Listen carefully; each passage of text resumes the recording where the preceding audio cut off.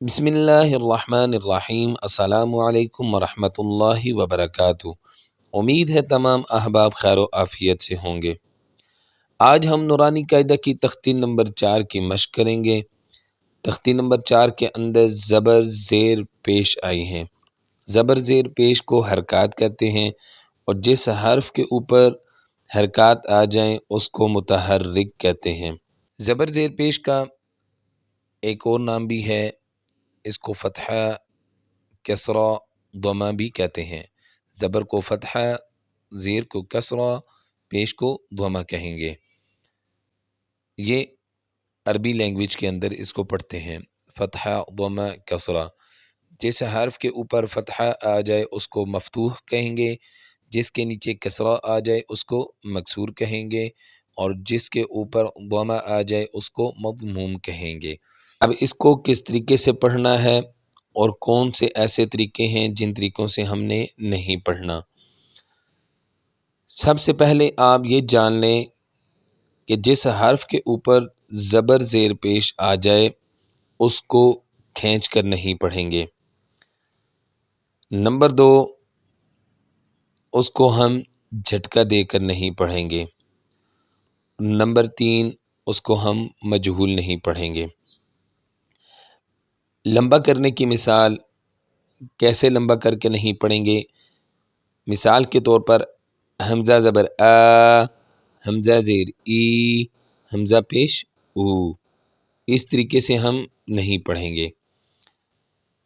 Number 2، جھٹکا دے کر نہیں پڑھیں گے، جیسے حمزہ زبر ا، حمزہ زیر ای، حمزہ پیش او، ان طریقوں سے ہم نہیں پڑھیں گے۔ نمبر 3، مجہول نہیں پڑھیں گے۔ مجہول کی مثال کیا ہے؟ حمزہ زبر آ، حمزہ زیر اے، حمزہ زیر اے، یہ جو اے والی ساؤنڈ ہے یا او والی ساؤنڈ ہے اس کو کہتے ہیں مجہول۔ اب ہم نے اس کو پڑھنا کس طریقے سے ہے؟ 3 طریقے تو ہم نے جان لیے کہ جن طریقوں سے ہم نے نہیں پڑھنا۔ زبر زیر پیش والے حرف کو ہم نے کس طریقے سے پڑھنا ہے؟ زبر زیر پیش والے حرف کو ہم جلدی کے ساتھ پڑھیں گے، اتنی جلدی کے ساتھ پڑھیں گے کہ جھٹکا محسوس نہ ہو، اور ہم اس کو اتنا سلو بھی نہیں پڑھیں گے کہ یہ کھینچ کر پڑھا جائے۔ ٹھیک ہے؟ حمزہ زبر ا، حمزہ زیر ای، حمزہ پیش او۔ ایک اور بات یاد رکھیں، جب الف کے اوپر کوئی بھی سائن لگ جاتا ہے تو وہ الف نہیں رہتا، وہ حمزہ بن جاتا ہے۔ ایک حمزہ عین کی شکل والا ہوتا ہے اس طرح کا، اور ایک حمزہ وہ ہوتا ہے جس الف کے اوپر زبر زیر پیش یا کوئی سائن لگ جائے۔ جب یہ خالی ہوگا تو تب یہ الف کہلائے گا، یا اس کے اوپر مد کا سائن لگ جائے گا تو یہ الف ہوگا، اس کے علاوہ یہ حمزہ پڑھا جائے گا۔ اب ہم اس پوری تختی کو پڑھتے ہیں، آپ بھی ساتھ ساتھ پریکٹس کرتے جائیں، انشاءاللہ عز و جل بہت جلد یہ آپ کو سبق یاد ہو جائے گا۔ حمزہ زبر ا، حمزہ زیر ای، حمزہ پیش او، ا ای او۔ ہا زبر ہا، ہا زیر ہی، ہا پیش ہو، ہا ہی ہو۔ اس کو ہا زبر ہا نہیں کریں گے۔ کچھ سٹوڈنٹس ایسے ہوتے ہیں جن کا ہا صحیح مخرج سے ادا نہیں ہوتا۔ ہا کا جو مخرج ہے وہ ہے اقصی حلق، تو ہم ہا کو سینے سے ادا کریں گے، ہا، بالکل نرمی کے ساتھ، ہا ہا۔ جیسے بندہ تھک کر بیٹھ جاتا ہے تو اس کے اندر سے جو آواز نکلتی ہے ہا، تو یہ والی ساؤنڈ آپ نے بالکل نرمی کے ساتھ نکالنی ہے۔ ہا زبر ہا، زور نہیں لگانا، ہا ایسے زور نہیں لگانا۔ حمزہ اور ہا ان دونوں کا مخرج سیم ہے، ٹھیک ہے، اقصی حلق، تو ہم اس کو نرمی کے ساتھ پڑھیں گے، بالکل آسانی سے یہ نکل آئے گا۔ ہا زبر ہا، ہا زیر ہی، ہا پیش ہو، ہا ہی ہو۔ عین زبر ع، عین زیر عی، عین پیش عو، ع عی عو. اس کو ہم عین نہیں پڑھیں گے، عین حمزہ کے ساتھ نہیں پڑھیں گے. حمزہ کے ساتھ جب ہم اس کو پڑھیں گے تو جب دوران تلاوت کر رہے ہوں گے تو وہاں پر حمزہ سمجھ آئے گا، عین بیچ میں سے ختم ہو جائے گا. عین کو ہم صحیح مخرج کے ساتھ پڑھیں گے.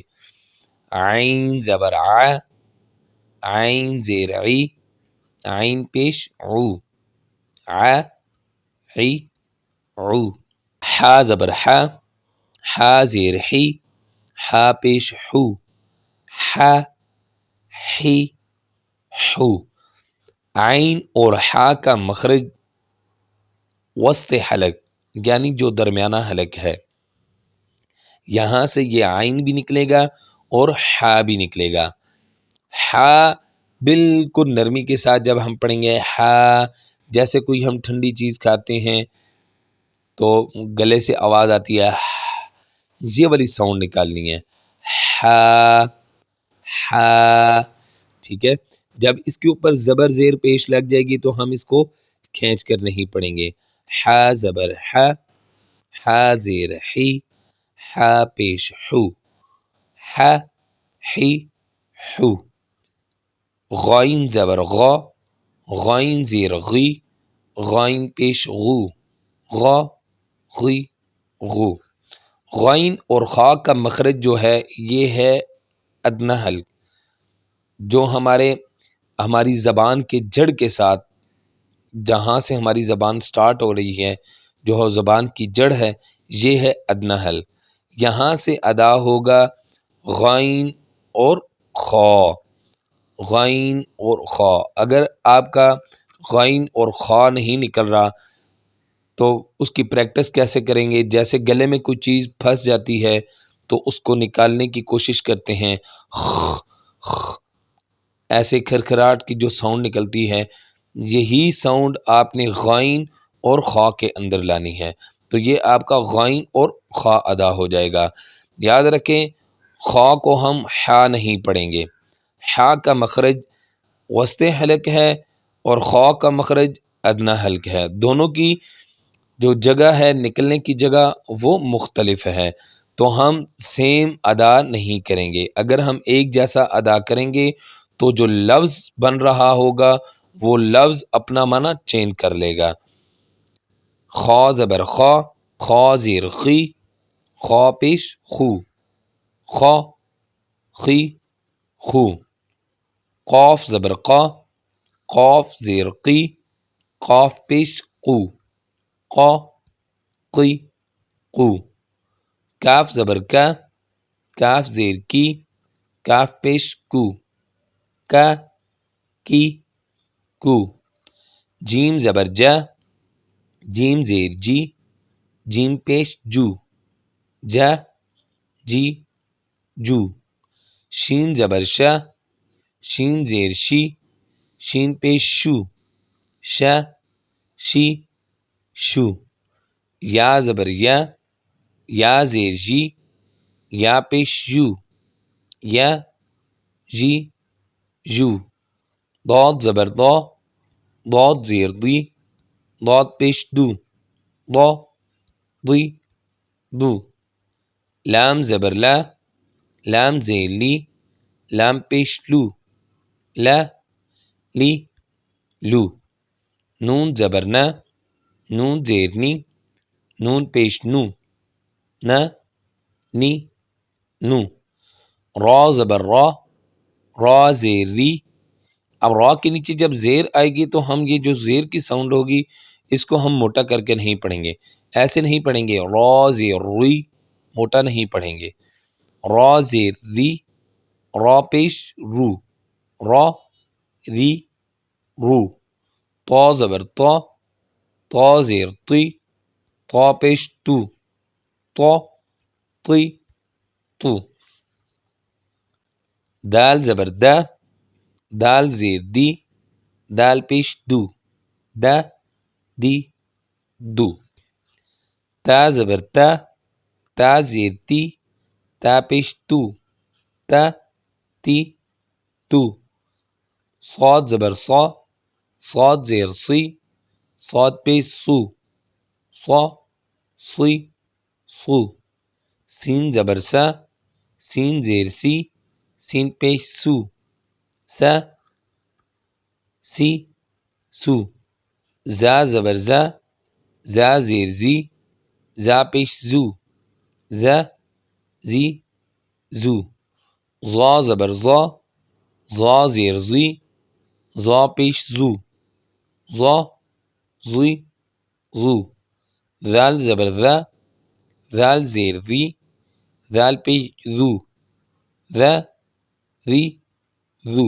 اب یہاں پر ہم ز زی زو کی ساؤنڈ نہیں نکالیں گے، ٹھیک ہے نا؟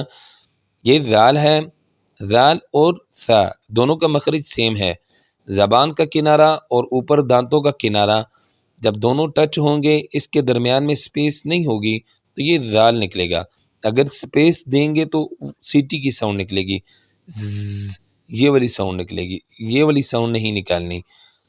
ذال زبر ذا، ذال زیر ذی، ذال پیش ذو، ذا ذی ذو، ثا زبر ثا، ثا زیر ثی، ثا پیش ثو، ثا ثی ثو۔